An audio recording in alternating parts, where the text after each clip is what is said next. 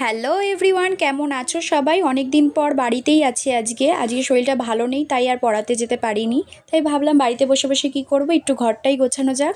কদিন ধরে পরপর পড়ানো থাকার কারণে ঘরটা গোছানোর সময় হয়ে ওঠেনি। তাই আজ যখন বাড়িতে আছি তাহলে ঘরটা গুছিয়েই নিই, এবং তার সাথে তোমাদের কটা ধাঁধাও ধরবো, দেখবো কে কটা অ্যান্সার দিতে পারো।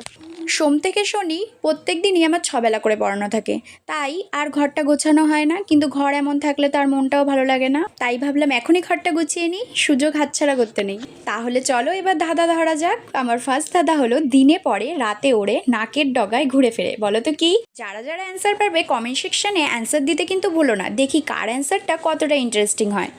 সেকেন্ড ধাঁধা হলো, বাড়ির ভিতর থাকে বাড়ির গিলতে থাকে, বলো তো কে?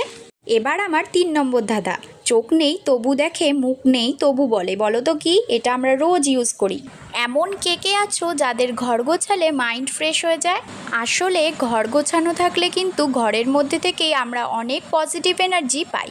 চলো তাহলে 4 নম্বর প্রশ্নের দিকে যাওয়া যাক। চাকরি তার সারাদিনের, ঘুরে ফিরে কাজ করে, দেয়াল ধরে ওঠে আর নামে, বলো তো কে? তোমরা কে কোথা থেকে আমার এই ভিডিওটা দেখছো অবশ্যই নিচে কমেন্ট করে জানিও। এবার আমার 5 নম্বর ধাঁধা, আগে ছিল লম্বা, কেটে রাখলে ছোট, যত ব্যবহার করি ততই হয় বেটো, বলো তো কে? আমি তোমাদের কমেন্টের আশায় থাকবো, তাড়াতাড়ি আমাকে কমেন্ট করে জানাও সঠিক উত্তরটা কি। তাহলে চলো তাড়াতাড়ি আমার চ্যানেলটাকে লাইক শেয়ার সাবস্ক্রাইব করে দাও।